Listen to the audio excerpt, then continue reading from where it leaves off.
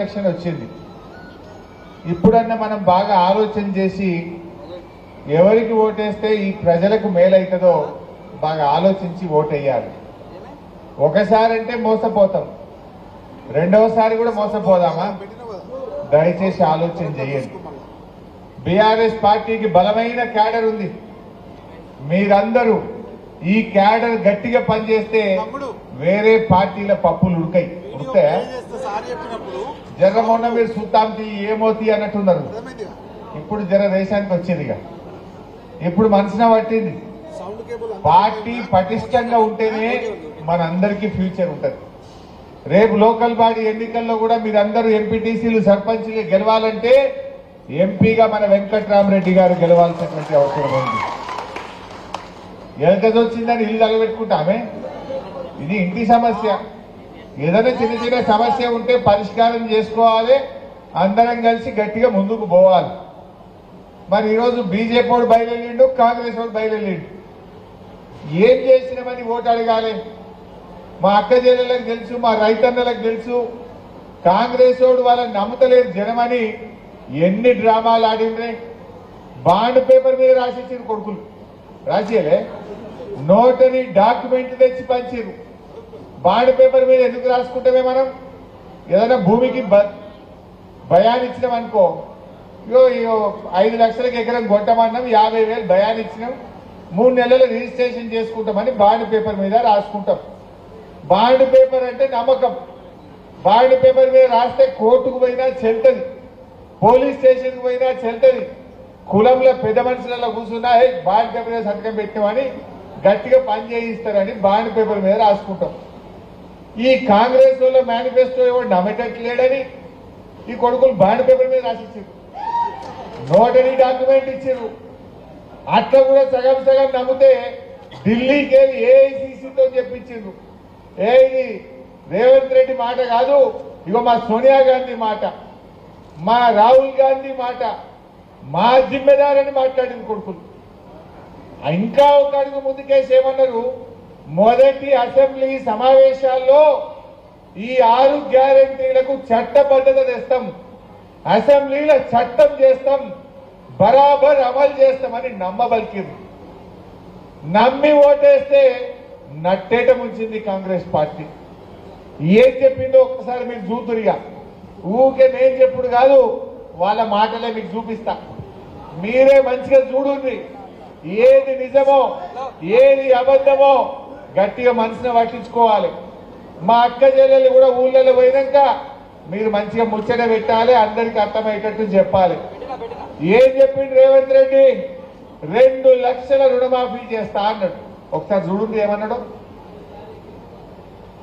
రుణమాఫీ చేసిన వాళ్ళందరినీ విజ్ఞప్తి చేస్తున్నా, ఎంబడే బ్యాంకు 2 లక్షలు తెచ్చుకుంటే జనవరిలో డిసెంబర్ 9 నాడు నేను రాగానే మాఫీ చేస్తాను. ఇవాళ చంద్రశేఖరరావు ఏమనుకుంటున్నా అంటే రుణమాఫీ చేసిన ఓట్లు నాకు పట్టాయని. నేనేం చెప్తున్నా అంటే రుణమాఫీ అయిన వాళ్ళందరూ ఎంబడే పోయి మళ్ళీ 2 లక్షల రుణం తెచ్చుకోరి, డిసెంబర్ 9 నాడు నేను అవి మాఫీ చేస్తా. కాబట్టి రైతులందరికీ నేను విజ్ఞప్తి చేస్తున్నా, ఎంబడే పోయి బ్యాంకు పోయి లోన్లు తెచ్చుకోరి, వచ్చిన ఎంబడే నేను రుణమాఫీ చేస్తాను. ఎంబడే పోయి తెచ్చుకోమన్నాడు. అయింది ఎవరికన్నా 2 లక్షల రుణమాఫీ? అయింది ఎవరికన్నా? మొన్న మన రేగోడు మండలంలో బ్యాంకు వాళ్ళు వచ్చి రైతులకు నోటీసులు ఇచ్చింది. మన రేగోడు మండలంలోనే ఏమయ్యారు, అప్పు కట్టలు, నీ దర్వాజాలు నిక్కపోతాం, నిన్ను కోర్టుకు గుంజుతాం, నువ్వు బ్యాంకులో పైసలు కట్టు అన్నారు. పాపం ఆ రైతు ఏమన్నాడంటే, రేవంత్ రెడ్డి 2 లక్షలు మాఫీ చేస్తానని నువ్వెవరిరని అడిగి నీకు అన్నాడు. రేవంత్ రెడ్డి నరేంద్ర మోడీ మై నైజాంతం, నువ్వు అప్పు కట్టుడే అని వాడు బ్యాంక్ కూడా అన్నాడు. నువ్వు ఏదన్నా ఉంటే రాజకీయాలు మాట్లాడుకోను. రేవంత్ రెడ్డి మాకు పైసలు కట్టలే, నువ్వు కడతావా కట్టవా నీ సంగతి ఏంది, నిన్ను కోర్టుకు గుంజుతా అని బ్యాంక్ కూడా వచ్చి రైతుల మీద ఊర్ల మీద పడతా ఉన్నది. ఇవాళ అంటే డిసెంబర్ 9 నాడే చేస్తా అన్నాడు. జనవరి వాయ్, ఫిబ్రవరి వాయ్, మార్చి వాయ్, ఏప్రిల్ కూడా వచ్చే. మరి ఇప్పుడు 100 రోజులు దాటినా మరి రుణమాఫీ చేయని కాంగ్రెస్ కు బుద్ధి చెప్పాలనా వద్దా? నేను మీతో ఏమంటున్నా, దయచేసి ఊళ్ళల్లో ఒకటే ముచ్చట, 2 లక్షల మాఫీ అయిన వాళ్ళు కాంగ్రెస్ కోటైంది. మాఫీ కానోళ్ళంతా కారు గుర్తుకోటేది ఇక కుల్లం కుల్ల. నెక్స్ట్ ఇక 500 వడ్లు వస్తున్నాయి కదా ఇప్పుడు. ఇక నిన్ననే కోతలు స్టార్ట్ అయినాయి. నిన్న మొన్న వడ్ల కోతలు స్టార్ట్ అయినాయి. ఈ కోతల రాయుడు వడ్ల గురించి ఏం చెప్పిండో జర చూడు. అత్యధికంగా రైతులు పండిస్తున్న పంట వరి ధాన్యం. ఇవాళ వరికి కనీస మద్దతు ధర 1960 రూపాయలు ఉంది. కానీ కేసీఆర్ చేతిలో రైతులు మోసానికి గురై ఇవాళ దళారులు మిల్లర్లు 1200కు 1400 కొంటున్నారు. కాబట్టి 1960 రూపాయలున్న వరి కనీస మద్దతు ధరకు మించి 2500తో ఒట్లు కొనే బాధ్యత. ఏమన్నాడవా 2500కి వడ్లు కొంటాడు. ఇప్పుడు రేపో మాపో మీరు కళ్ళాలకు వడ్లు తీసుకుపోతారా? ఊర్లలో సెంటర్లు స్టార్ట్ అయినాయా? ఇక రేపటి నుండి స్టార్ట్ అవుతాయి. ఇక మనం గాడి ఒకటే వడ్లు 2500 ఈ బిడ్డక్కోను.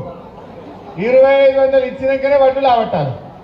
2500 ఇస్తేనే కాంగ్రెస్ పార్టీ రేపు ఓటు అడగాలి. లేకపోతే వాడిని చిత్తుగా కాంగ్రెస్ వాళ్ళకి బుద్ధి చెప్పాలి. చెప్పిందా లేదా? ఇంకా ఎంత ముద్దుగా చెప్పిండు అనుకున్నారు? అప్పుడు వానకాలం వడ్లు వస్తుండే ఓట్లు అయ్యేటప్పుడు. ఆ ఓట్లప్పుడు వానకాలం వడ్లు వచ్చినాయి. అప్పుడే మీరు వడ్లు అమ్ముకోకూరి ఆగుర్రి.